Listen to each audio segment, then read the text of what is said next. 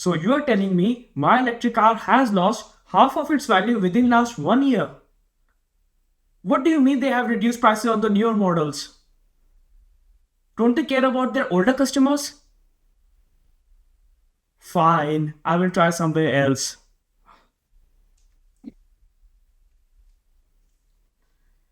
Hello, Scrapyard? Electric cars. You either hate them or absolutely love them. Discussion about these vehicles always brings polarizing opinions. Electric cars have seen a significant drop in popularity all across the world. Although China is still experiencing a healthy growth, European and American markets for EV have slowed.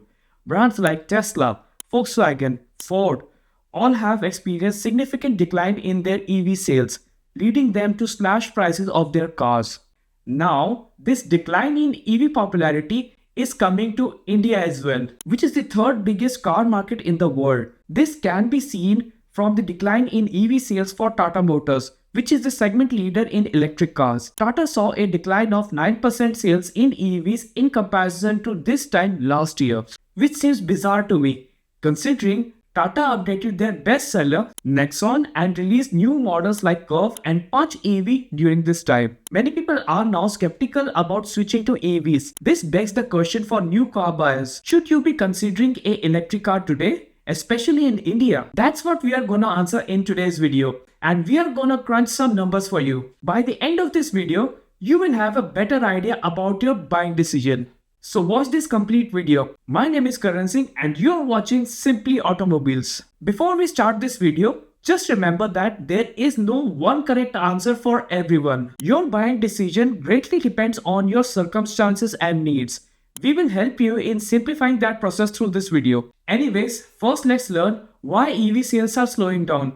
The simple answer is all the early EV adopters have already transitioned to electric cars. The people for whom EVs made sense have already bought one for themselves. This is especially true in North America and Europe. Also, rate of interest of financing has greatly increased in last 2 years, which means it is more expensive to finance a car now. Since EVs tend to be more expensive, which is why people are considering cheaper petrol or hybrid cars. Many subsidies on EVs from governments have either been reduced or removed altogether, making them less lucrative. Finally, the battery technology and the charging infrastructure hasn't progressed that much in last few years. Manufacturers need more advancements in range and governments need to invest more in charging infrastructure to convince more people to buy electric cars. These reasons are true for EVs in India as well. Yes, Tata Nexon has significantly more range than before, but it is still not enough for most people. Charging infrastructure hasn't progressed that much and isn't as reliable as fuel stations. The Nexon EV is still more expensive than the regular Nexon model. Now let's discuss the factors that you need to consider before buying an electric car. Firstly, you need to ensure that you have a place at your home to get a charger installed. Doing this at an independent house is very easy, but that's not the same for people living in apartments like I do. You don't want to charge your car on public charger every day. Public chargers can be unpredictable and can be expensive as well. They can be broken, preoccupied, or can have errors. You might need multiple apps to access different chargers as well.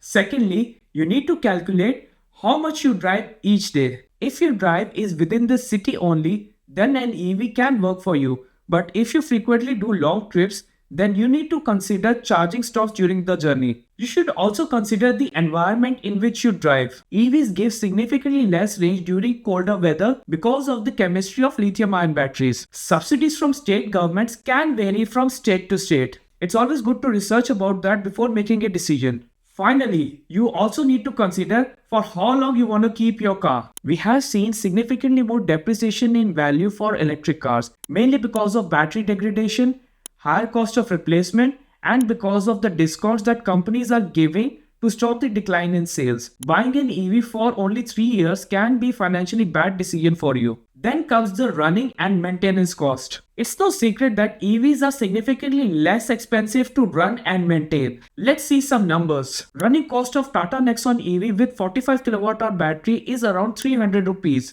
with 6.5 rupees per unit of electricity.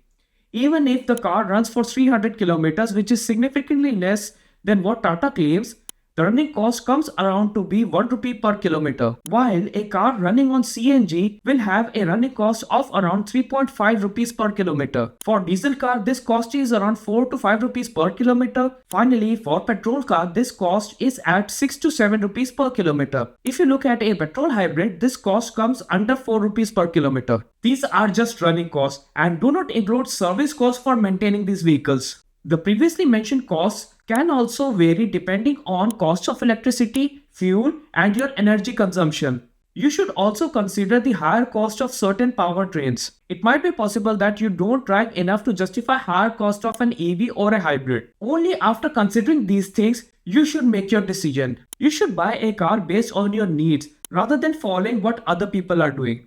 EV is ideal for a person who does city driving under 200 kilometers and can charge at home. Having a secondary car for highway runs can make life easier. You can consider other options if EV doesn't fit in your case.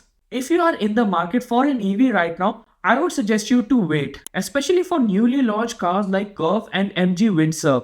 We can already see great discounts on Nexon, Punch and Tiago EVs. I believe companies will offer discounts on newly launched models very soon. These big discounts can negatively impact the resale value of your car if bought early without it. So be patient. I am not suggesting to buy from this brand or that brand. Rather, do your own research. Arrange a test drive and see owner forums on social media to take opinions. Make a wise and sensible decision. Cars are depreciating assets. Spending too much on something that isn't useful to you can be a problem, especially during unpredictable times. So that's it for today's video. Write down in the comments below, what do you think about electric cars? Do you like to consider it as an option?